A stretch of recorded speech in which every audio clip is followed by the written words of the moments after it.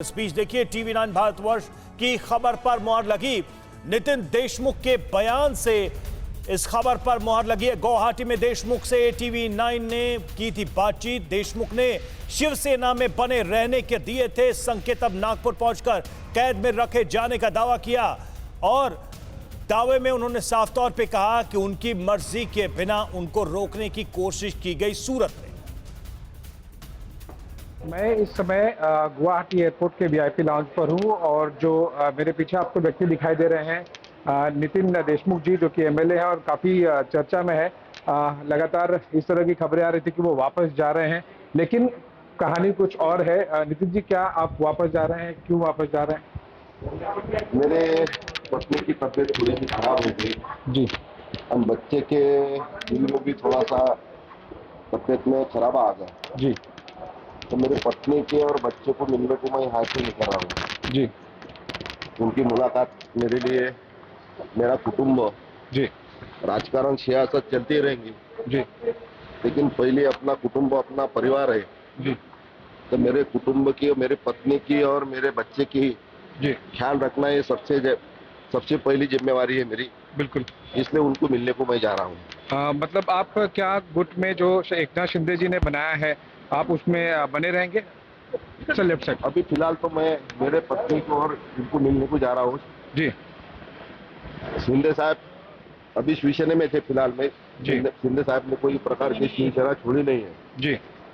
इसका मतलब मैं शिवसेना के गठ में हूँ क्या शिंदे साहब के गठ में हूँ, ये कोई प्रश्न निर्माण नहीं होता। जी। फिलहाल शिंदे साहब खुद ही बोल रहे कि मैं शिवसेना में हूँ। पर एक बार फिर से सुनते हैं नागपुर पहुंचने के बाद देशमुख ने क्या कहा। दिन का पूरा इतिहास मैंने बताया है कि रात को 3 बजे मैं होटल से 12 बजे निकला हूँ। रास्ते पे 3 बजे खड़ा था, लेकिन 100-200 पुलिस मेरे पीछे थे। मैं कोई वाहन आया तो वाहन में मैं बैठना चाहता था, लेकिन कोई वाहन में मेरे को बैठने नहीं देते थे।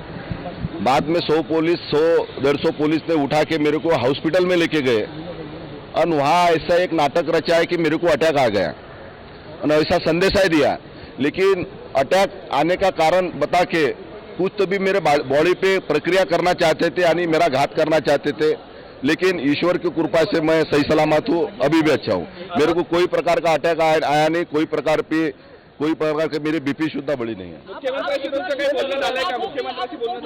सर आप किसके साथ हो? और मैं उद्धव जी ठाकरे साहब के साथ में हूँ, हमारे नेतृत्व है।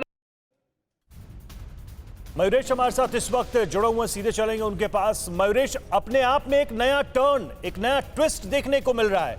कल तक ये बात कही जा रही थी कि सारे विधायक अपनी मर्जी से एकजुट हैं, लेकिन नितिन देशमुख कुछ अलग कहानी बता रहे। क्या ये कहानी और विधायकों की भी हो सकती है? जी, यही कहानी जो है जिसका जिक्र हमने देखा कल संजय राउत ने भी किया था कि वहां पे जबरदस्ती करके कई सारे विधायकों को रखा जा रहा है, ऐसा उनका कहना था। लेकिन फिलहाल मैं महाराष्ट्र के मंत्रालय में हूँ, 7वें मंजिल पे, जहाँ पे कैबिनेट शुरू होने वाली है। 1 बजे का समय था, लेकिन अभी तक कैबिनेट नहीं शुरू हुई। कहा यह जा रहा है कि शिवसेना की तरफ से अभी तक सिर्फ मंत्रियों में से सुभाष देसाई जो है वही आए हैं, तो शिवसेना के बाकी के मंत्रियों की जो है वो राह देखी जा रही है। उसके बाद ये कैबिनेट शुरू होगी। कहा यह भी जा रहा है कि उद्धव ठाकरे जो है इस बीच सवाल उस दावे पर भी हमने देखा, सामना में भी ये साफ तौर पर लिखा गया और संजय राउत भी खुलकर ये बात कह रहे थे कि 10 विधायकों को उठाकर गुजरात ले जाया गया। 4 से 5 विधायकों ने भागने का प्रयास किया तो उन्हें होटल ले गए। उनमें से उन्होंने ये जिक्र किया कि नितिन देशमुख को इतना पीटा गया कि उन्हें हार्ट अटैक आ गया। अब नितिन देशमुख सामने आते हैं, कहते हैं हार्ट अटैक का तो नाटक था। बिल्कुल, अभी यही देखना दिलचस्प होगा कि आखिरी में ये जो पूरा गेम है ये नंबर के ऊपर निर्भर है। किसके पास कितने नंबर है ये तभी पता चलेगा कि जब एकनाथ शिंदे सारे अपने, वो कह रहे कि 40 लोग उनके पास है, लेकिन तस्वीर में 30 या 33 लोग ही दिख रहे, जिसमें से कुछ इंडिपेंडेंट भी है। तो अगर एकनाथ शिंदे का दावा है कि उनके पास पूरी स्ट्रेंथ है तो वो सामने आके वो अपनी स्ट्रेंथ दिखाए। यहाँ पे शिवसेना भी जो है वो भी अपने पत्ते नहीं खोल रही, वो भी बता नहीं रही कि क्या एग्जैक्टली चल रहा है। तो आज की सब निगाहें जो है वो आज के कैबिनेट पे है। क्या इस कैबिनेट में उद्धव ठाकरे अपने मंत्रियों को बताएंगे कि क्या सिचुएशन है और क्या बड़ा कदम वो लेते हैं? अभिषेक उपाध्याय भी हमारे साथ जुड़े हुए हैं। ये बात सच है, ये देखना कि इसका, इस पूरे नाटक का पटाक्षेप होता कैसे है। अभिषेक उपाध्याय के पास चलते हैं। अभिषेक, ये जो अभी संजय राउत इंडिकेट कर रहे हैं या उन्होंने अपने ट्वीट के जरिए जो बताने की कोशिश की है, जो अभी बड़ी संभावना लग रही है, क्या वही कल्मिनेशन होगा या पिक्चर अभी बाकी है? देखिए, एक बात तो एकदम क्लियर हो चुकी है कि अब शिवसेना के हाथ में ज़्यादा ऑप्शन रह नहीं गए हैं। उनके विधायक उनसे दूर हैं और उनको एकदम ये क्लियर होता जा रहा है कि ये जो पूरा नंबर गेम है, इस नंबर गेम में कहीं वो टिक नहीं रहे हैं। तो अब सीधा सा उनकी कोशिश यही होगी जिसका कि संजय राउत जिसका इंडिकेशन दे रहे हैं कि किसी भी तरह से ये अगली सरकार को फॉर्म होने से वो रोक दें, और इसी की ये पूरी कवायद है। और अभी सबसे अहम बात ये भी है कि जो नितिन देशमुख का मामला सामने आया है, उनकी पत्नी प्रांजल देशमुख ने बाकायदा इस बारे में FIR भी लॉन्च कराई थी। इसको और भी ज़्यादा एस्केलेट किया जाएगा। हमारी जानकारी ये है कि ऐसे अभी 2 मामले और भी सामने आ सकते हैं, जिनका हो सकता है वो उनके नाम भी दें कि जिनके साथ इसी तरह से मारपीट की गई। हम जब सूरत में थे उस समय सूरत के सिविल हॉस्पिटल में रात में एडमिट किया गया था नितिन देशमुख को। वहाँ से उनसे एकनाथ शिंदे मिलने भी गए थे, फिर अपने साथी लेकर के वो आए थे। तो शुरू से इस पूरे मामले में लग रहा था कि कहीं ना कहीं से कोई ना कोई बात तो है जो कि सामने आएगी, और अब उसका खुलासा खुद नितिन देशमुख ने कर दिया है।